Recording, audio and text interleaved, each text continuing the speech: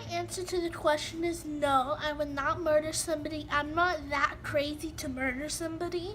So I think I'm not gonna go that overboard to murder somebody. I would just like punch them or fight them. I think that if need be, I need to protect, say, my family or the people that are close to me. I think I do have it in me to take another person's life, but it's not necessarily what I want to do. I definitely don't think I have it in me to kill another human being, because one time I accidentally killed my pet fish by putting it in cold water and I cried for like a solid week. Personally, I don't think that I'd be able to kill somebody, just because I wouldn't want to go through my whole life knowing that I ended theirs.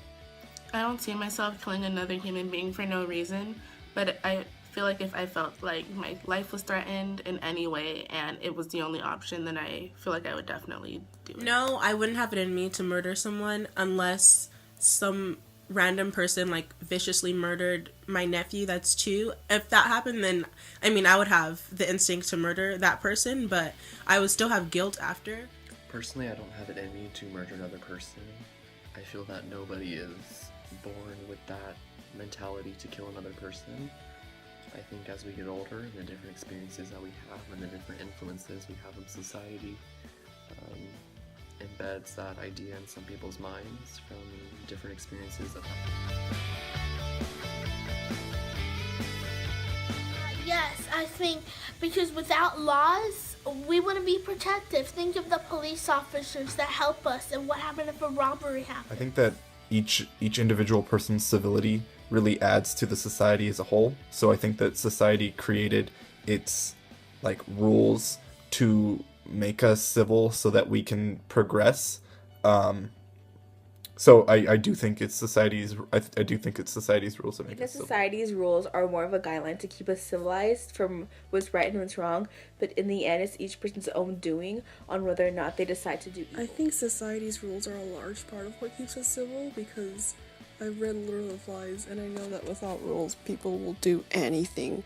I believe that a society's rules are somewhat of what make us civil, because a lot of people don't have their own like common sense, I would say, to know what is right and what is not right. And for those people, the rules are there to guide them, basically. I think that society's rules make us civil to some extent, but I think that at the end of the day, if you knew that nobody was watching, you would do the things that you probably wouldn't do if you knew people were watching you. I don't think society's rules make us civil. I think we're just born as because our conscience makes us civil. So I think as we grow up, we know what's right and what's wrong. So society helps with being civil, but I don't think it really makes us civil. I believe rules make you civil because you see a lot of people who are still in jail right now because they didn't follow the rules. They just give you motivation and a chance to actually be civil.